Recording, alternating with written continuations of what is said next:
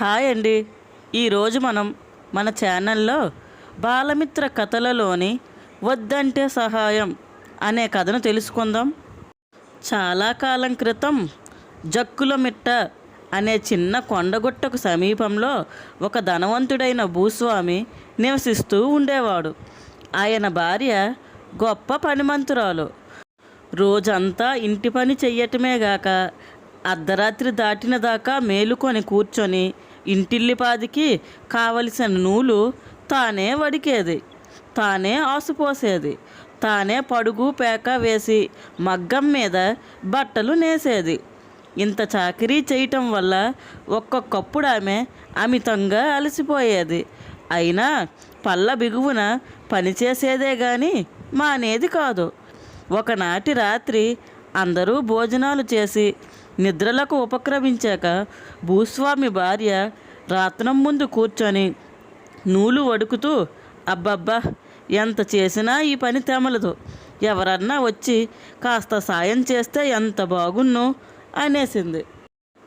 అలా అనిందో లేదో మరుక్షణమే తలుపు వాకిలి ఎవరో తట్టిన చప్పుడైంది. భూస్వామి భార్య ఎవరై ఉంటారా అని ఆశ్చర్యపడుతూ లేచి వెళ్ళి తలుపు గడియ తీసింది. ఒక మరుగుజ్జు ఆడమనిషి గబగబా లోపలికి వచ్చి రాత్రం ముందు చతికిలబడి అమిత వేగంతో నూలు వడకసాగింది. భూస్వామి భార్య తలుపు వేయబోతూ ఉండగా ఇంకో మరుగుజ్జు మనిషి వచ్చి పంటిగోల తీసుకొని నూలు చుట్టసాగింది. ఈ విధంగా ఒకరి తరువాత ఒకరుగా 5-6 మరుగుజ్జు స్త్రీలు లోపలికి వచ్చేశారు. అందరూ తలా ఒక పని అందుకున్నారు. కీచు గొంతుకులతో కేకలు పెడుతూ శరవేగంతో అన్ని పనులు ఒకేసారి సాగించేశారు. ఒకరితి నూలు వడికింది, ఇంకొకరితి చుట్టింది, మరొకరితి ఆసుపోసింది, ఒకటే మగ్గం మీద కూర్చున్నది, ఒక ఆవిడ చవుడు నీటి బాణ కింద మంట వేసింది. వాళ్ళు చేసే చప్పుడుకు ఇల్లంతా దద్దరిల్లింది. పక్క గదిలోనే పడుకొని నిద్రపోతున్న తన భర్త లేస్తాడేమో, తనను తిట్టిపోస్తాడేమోనని ఇంటావిడ హడలిపోయింది. కానీ మత్తుమందు చల్లినట్లు ఆయన లేవనే లేదు. అది చూసి భూస్వామి భార్యకు వీళ్ళంతా యక్షునులై ఉంటారని అనుమానం కలిగింది. ఎందుకంటే జక్కులమిట్టలో యక్షులు కాపరాలుంటారని జనం చెప్పుకునేవారు. యక్షులకు కొన్ని అసాధారణ శక్తులుంటాయి. వారంటే ప్రజలు భయపడేవాళ్ళు. భూస్వామి భార్యకిప్పుడు నిజంగానే భయం పుట్టుకొచ్చింది. ఇంతమంది యక్షునుల మధ్య తాను ఒంటరిదైపోయింది. వాళ్ళు చేసే రణగొన ధ్వనికి అందరూ లేచి వస్తే బాగుండునని ఇప్పుడు ఆమెకు అనిపించింది. కానీ ఏం లాభం, ఒక్కరూ లేవలేదు. ఈలోపుగా మరుగుజ్జలు ఆమెకు ఊరికే ఉండనీయలేదు. కొందరు తాగటానికి మంచినీళ్ళు అడిగారు, కొందరు ఆకలవుతుందని తినటానికి ఏమన్నా చేసి పెట్టమని అన్నారు. భూస్వామి భార్య వంటింట్లోకి వెళ్ళి పొయ్యిలు రాజేసి వంట ప్రారంభించింది. ఆమె చేసే వంట చేస్తూనే ఉంది. వాళ్ళు తినే పదార్థాలు తింటూనే ఉన్నారు. వారి ఆకలి తీరే లక్షణాలేమీ కనిపించలేదు. ఈ యక్షిణులను ఎలా వదిలించుకోవాలా అని ఆలోచిస్తూ ఉండగా భూస్వామి భార్యకు తన పొరుగున ఉన్న ముసలమ్మ జ్ఞాపకం వచ్చింది. ఆ ముసలమ్మకు యక్షులను గురించి చాలా విషయాలు తెలుసు.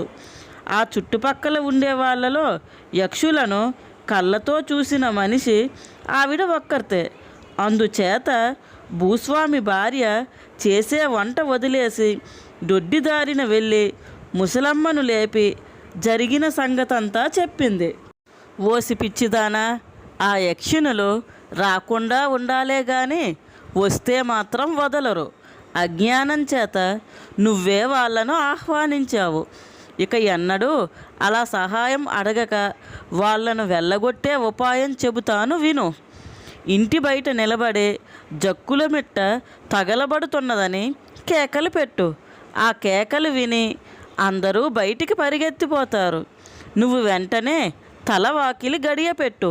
వాళ్ళు ఏ ఏ వస్తువులు ఎక్కడెక్కడ వదిలి వెళ్ళారో వాటన్నింటినీ కదిలించు, లేదా తలక్రిందులు చేసి ఉంచు అని ముసలమ్మ భూస్వామి భార్యకు చెప్పింది.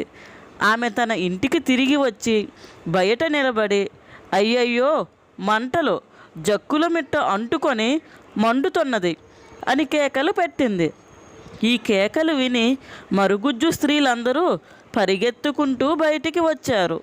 ఎందుకంటే వాళ్ళ ఇల్లు, పిల్లలు, సంసారాలు అన్నీ ఆ జక్కుల మిట్టలోనే ఉన్నాయి.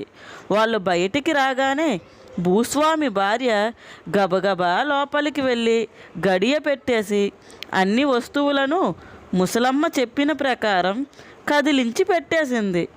తమ మిట్ట తగలబడటం లేదని తెలియగానే యక్షిణులు మళ్ళీ వచ్చి తలుపు తట్టారు. కానీ భూస్వామి భార్య తలుపు తీయలేదు. వాళ్ళు అంతటితో వదలక, ఓ కడవ వచ్చి తలుపు తీయు అంటూ ప్రతి వస్తువును కేక పెట్టారు. ఒక్క వస్తువు పలకలేదు, కదలలేదు. చివరికి ఒక యక్షిని, ఓ బాణ కింద కట్టెపుల్ల వచ్చి తలుపు తీయు అన్నది. బాణ కింద మండుతున్న కట్టెపుల్ల అమాంతంగా లేచి తలుపు గడియ తీయటానికి బయలుదేరింది.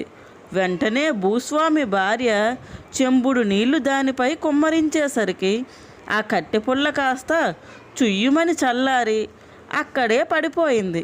తలుపు తట్టడం మానేసి కూడా యక్షిణులు ఇంటి బయట కాకి గోల చేస్తున్నారు. భూస్వామి భార్య తన భర్తను లేపటానికి ప్రయత్నించింది. కానీ ఆ మానవుడు గురక పెట్టి నిద్రపోతూ ఎంతకీ లేవలేదు. ఇలా కాదని ఆమె చెంబుడు నీళ్లు తీసుకొని తన భర్త మీద కుమ్మరించింది.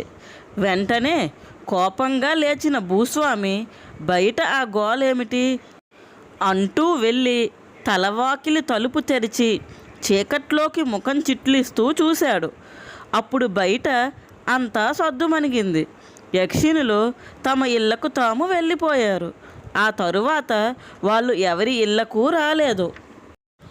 అందరికీ చిన్న రిక్వెస్ట్ అండి, మా కథలు కనుక మీకు నచ్చినట్లయితే లైక్ చేయండి, షేర్ చేయండి.